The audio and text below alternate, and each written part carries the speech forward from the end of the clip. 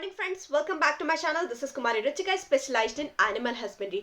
तो आज हम बात करने वाले हैं गाय भैंस की कंप्लीट डिवॉर्मिंग सिस्टम के बारे में। तो डिटेल में आज मैं समझाने वाली हूँ आपको। बहुत सारे पशुपालक कंफ्यूज रहते हैं, कौन सी डिवॉर्मिंग की दवाई कब देनी चाहिए, कैसे देनी चाहिए, कौन सी प्रेगनेंसी में सेफ है, कौन सी दवाई हीट में, कंसेप्शन में और मिल्क प्रोडक्शन को इंप्रूव करने में हेल्प करती है। कुछ लोग तो एक्सपीरियंस वाले होते हैं, उनको थोड़ा बहुत पता होता है, लेकिन बहुत ज्यादा किसान भाई लोग जो होते हैं, जो प्रॉपर प्रोटोकॉल नहीं पता होता है। तो आज हम इस वीडियो में आपको डिटेल में बताएंगे काविंग के बाद जो है से लेकर के प्रेगनेंसी तक जो है 8 मंथ तक, ठीक है, स्टेप बाय स्टेप डिवॉर्मिंग के शेड्यूल, फील्ड टेस्टेड प्रोटोकॉल और साथ ही ये सब कुछ क्लियर लैंग्वेज में बताएंगे। तो ये पूरी इंफॉर्मेशन एंड तक जरूर देखिएगा, क्योंकि आधी जानकारी बहुत ज्यादा हानिकारक होती है। तो सबसे पहले बात करते हैं डिवॉर्मिंग आखिर होती क्यों है। सबसे पहले ये समझना बहुत ज्यादा इंपॉर्टेंट है।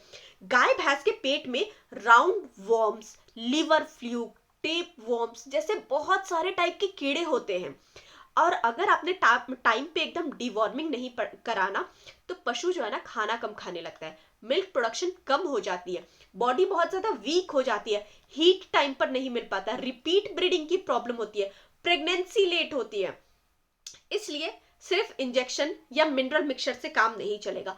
पेट के कीड़े कंट्रोल करना सबसे पहला और सबसे इंपॉर्टेंट स्टेप होता है। अब बात करते हैं डिलीवरी।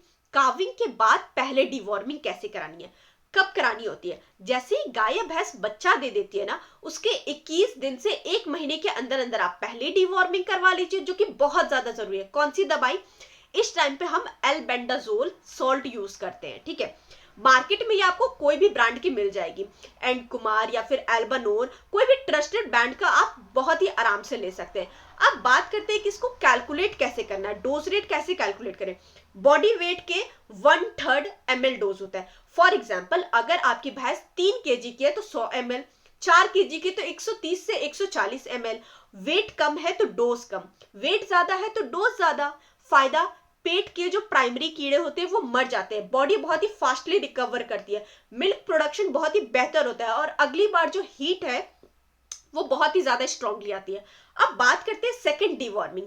3 से 4 महीने के बाद लिवर स्पेशल वॉर्म होते हैं, ठीक है। ये सबसे इंपॉर्टेंट स्टेज होते हैं, और बहुत सारे लोग इसी स्टेज पे गलतियां करते हैं। कब देना है? डिलीवरी के 3 से 4 महीने के बाद। और इस टाइम पे लिवर वॉर्म बहुत ज्यादा एक्टिव होते हैं, अगर कंट्रोल नहीं किया तो कंजप्शन में प्रॉब्लम आ सकती है।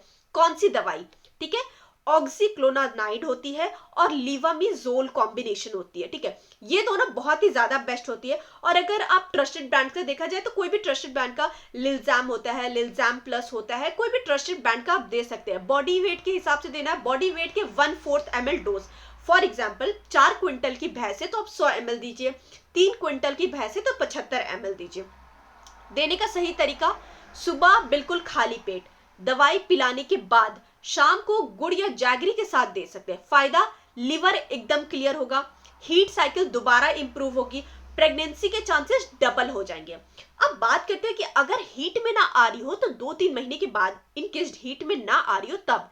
भैंस अगर हीट में नहीं आ रही है ना, बार बार हीट मिस कर रही है ना, तो कौन सा डिवॉर्मिंग? उसके लिए एवरमैक्टिन क्लोरिजनॉल बेस्ड लिक्विड डिवॉर्मर होता है। ब्रांड जो है वो कोई भी ब्रांड का आप दे सकते हैं, जिरका लिक्विड होता है, इवोमैक प्लस लिक्विड होता है, कोई भी ब्रांड का आप दे सकते हैं। लिक्विड फॉर्म के जो रिजल्ट होते हैं ना, वो ज्यादा अच्छे होते हैं पाउडर फॉर्म के कंपैरिजन में। फायदा, इंटरनल और एक्सटर्नल दोनों ही पैरासाइट कंट्रोल, हीट रेगुलेशन को इंप्रूव करता है, और बॉडी और स्किन की जो कॉम्बिनेशन है ना उसको बेहतर बनाता है। अब बात करते हैं प्रेगनेंसी में डिवॉर्मिंग।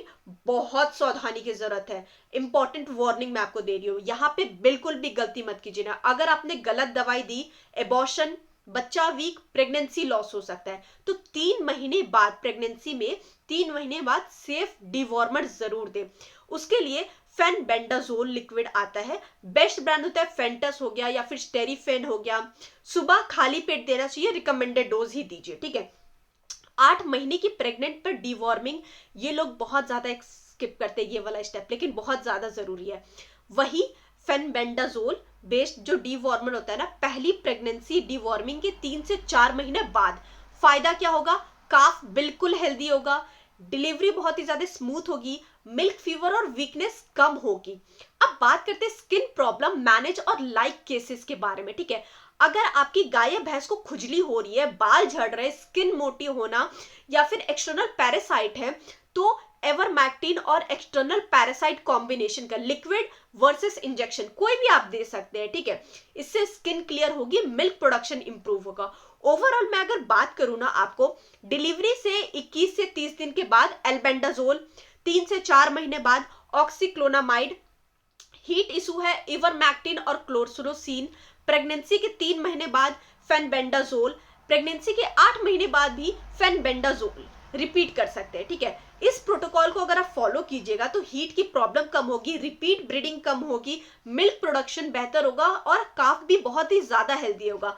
ये सारा इंफॉर्मेशन है और ये इंफॉर्मेशन मैं आपको इसलिए दे रही हूं ताकि कभी भी आपके जानवर प्रेगनेंसी में अगर आपको दिख रहा हो कि आपके जानवर जो है हेल्थ नहीं लग रहा है, कीड़े की इश्यू हो गई है, तो आप सबसे पहले वेटनरी डॉक्टर को जरूर बुला पाए।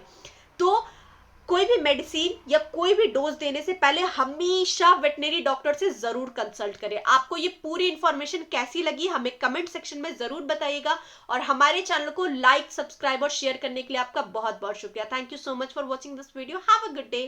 Bye bye.